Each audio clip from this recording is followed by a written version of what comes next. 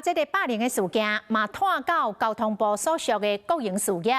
讲这个高雄市工务局一个前局长，即卖伫个交通部所属的高雄港区土地开发公司做高层的管理干部。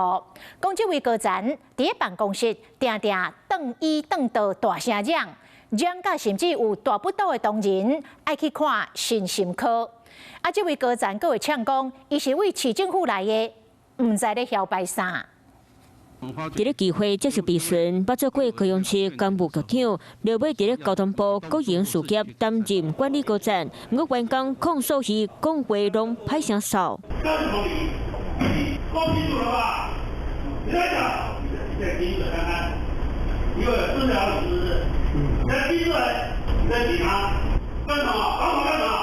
听录音档，就当听到这位高层前后顿倒跑。华视新闻独家报道，这位管理高层伫咧办公室内底，听大声量，高阶主管在内董事，一摆就拢骂10分钟，骂时佫会甲你恐吓。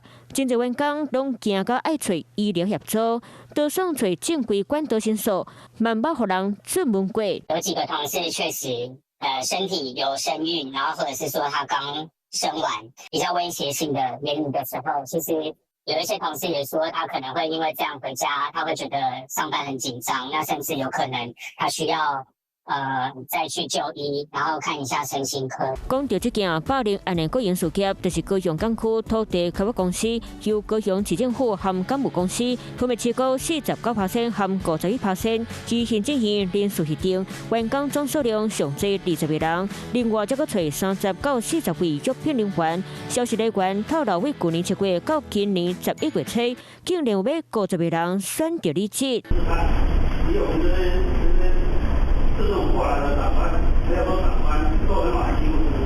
他会说我是市政府来的，你们都不知道吗？我就开人评会，我要惩处你，带威胁的方式。红叶料的公司回应，最近无接到相关申诉，或者是检举案件，会搁再了解厘清内容，恢复当事人和当事的款项。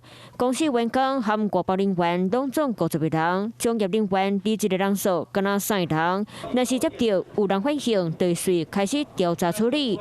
公务体系霸凌案件直透发生，国营事业当然嘛要被慎重检视。Hello， 我是蒋欣梅。想要抢先掌握最及时的新闻资讯吗？赶快订阅、按赞、开启小铃铛，锁定华视新闻 YouTube 频道。